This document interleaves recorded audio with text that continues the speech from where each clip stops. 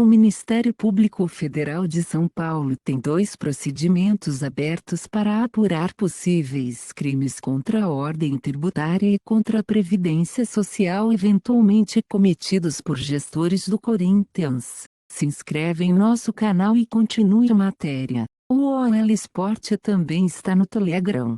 Para se inscrever no canal do Corinthians, clique aqui ou procure por OL Sport Corinthians no aplicativo. Ao encontrar, é só clicar em entrar ou join. Você receberá diariamente as principais notícias do time e análises dos nossos colunistas. Os procedimentos foram iniciados após a Receita Federal enviar representações fiscais para fins penais envolvendo o clube ao MPF. A assessoria de comunicação do Ministério Público Federal confirmou ao blog, na última sexta-feira, 16, que 2 procedimentos relacionados ao Corinthians estão abertos em virtude de 7 representações enviadas pela Receita Federal em 2020. Por sua vez, o Departamento de Comunicação do clube afirmou que o Corinthians não foi notificado sobre os procedimentos. Segundo a assessoria do MPF,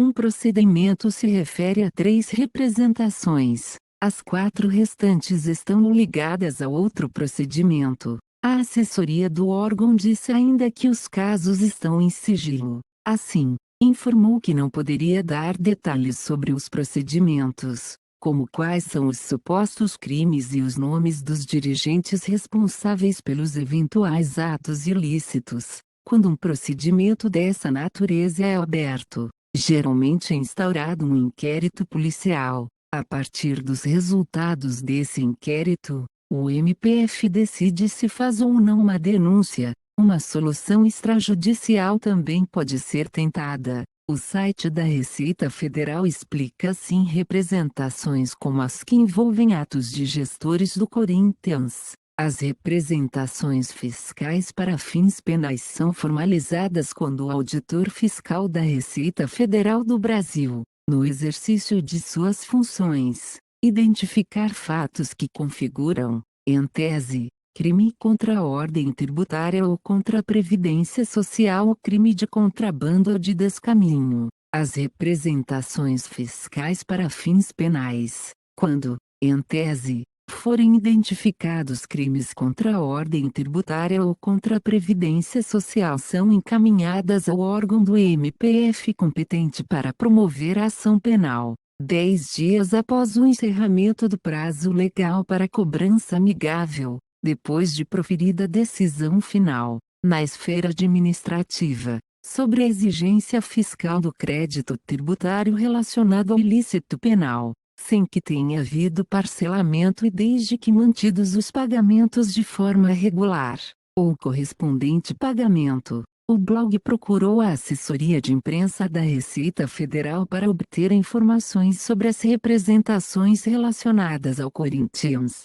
No entanto, a resposta foi que a Receita, em razão do artigo 198 do Código Tributário Nacional, sigilo fiscal, não comenta situações específicas. A lei referente aos crimes contra a ordem tributária classifica como tal, entre outras práticas, deixar de recolher, no prazo legal, valor de tributo ou de contribuição social, descontado ou cobrado, na qualidade de sujeito passivo de obrigação e que deveria recolher aos cofres públicos. Essa é a suspeita que consta em uma das representações enviadas pela Receita Federal ao Ministério Público Federal. No espaço em que é explicado o suposto ato ilícito está escrito: deixar de recolher, no prazo legal, valor de tributo ou de contribuição social, descontado ou cobrado, na qualidade de sujeito passivo de obrigação e que deveria recolher aos cofres públicos.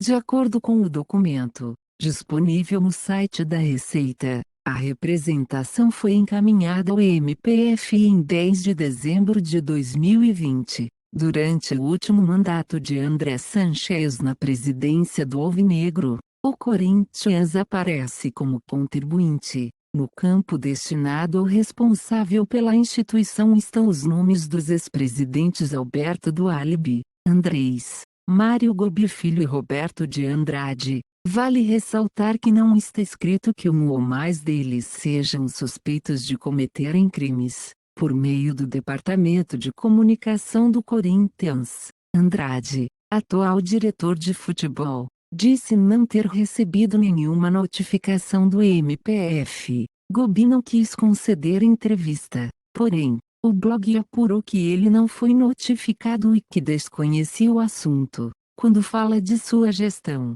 Gobi costuma dizer que pagou todos os impostos. O blog não conseguiu entrar em contato telefônico com Dualib. Andrés não fala com este blogueiro, por isso não pôde ser ouvido. Em 2014, o Corinthians pagou valores cobrados pela Receita Federal e brecou execução penal contra Andrés e Andrade, além de outros 2 ex-dirigentes. Todos eram acusados pelo MPF de apropriação indébita de tributos durante a gestão de Andrés na presidência do clube. Em 2010, conselheiros do Alvinegro que têm conhecimento das representações temem que o fato de elas terem sido enviadas ao MPF signifique que o clube tenha sido excluído do Profut, ou que tenha sido rescindido o acordo com a Receita que parcelou as dívidas da agremiação. Esse parcelamento integra o Profut, a Portaria 1750,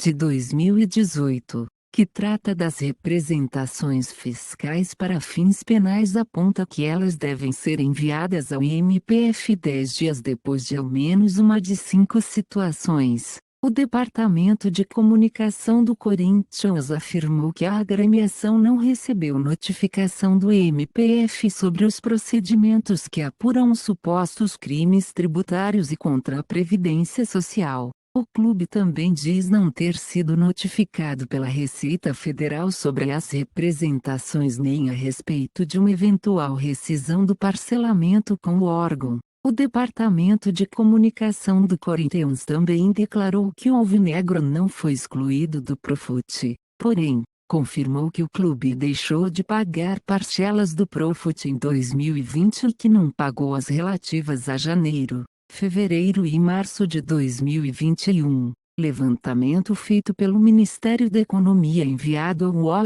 via Lei de Acesso à Informação mostra que em fevereiro de 2021 o Corinthians tinha 10 parcelas do Profut em atraso, mas sem ser excluído do programa. A lei que trata do Profut prevê imediata rescisão do parcelamento, com cancelamento dos benefícios concedidos em caso de falta de pagamento de 3 parcelas. O blog perguntou à APFUT, Autoridade Pública de Governança do Futebol, se o Corinthians foi excluído do programa que refinancia as dívidas tributárias dos clubes brasileiros. Essa resposta não foi dada sob alegação de sigilo. É importante destacar que os processos em tramitação no âmbito do Programa de Modernização da Gestão de Responsabilidade Fiscal do Futebol Brasileiro, Profut, são classificados como de acesso restrito, de acordo com o item V do artigo 23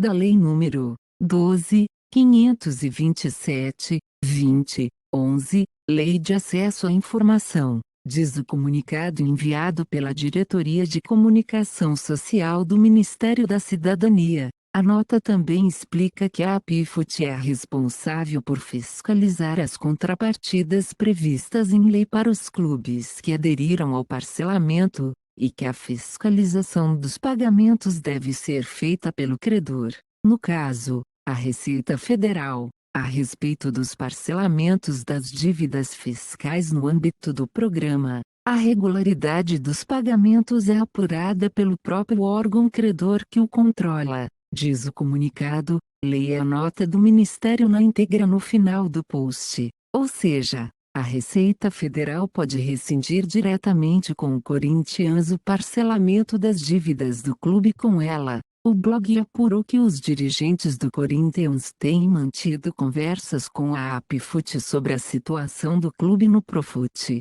O clima entre os cartolas é de otimismo em relação à manutenção do Alvinegro no programa. Essa confiança aumentou depois que, na última segunda, 19 O Congresso Nacional derrubou o veto do presidente Jair Bolsonaro a dispositivos da lei que suspende o pagamento de dívidas dos clubes inscritos no Profut durante o período de calamidade pública no país por causa da pandemia de Covid-19. Porém, o estado de calamidade pública no Brasil foi decretado até 31 de dezembro de 2020. E o Corinthians confirma não ter efetuado o pagamento das parcelas do Profut referentes aos 3 primeiros meses de 2021. Além disso, segundo a agência Câmara de Notícias, há uma dúvida jurídica sobre a aplicabilidade da suspensão dos pagamentos após o estado de calamidade pública ter sido encerrado.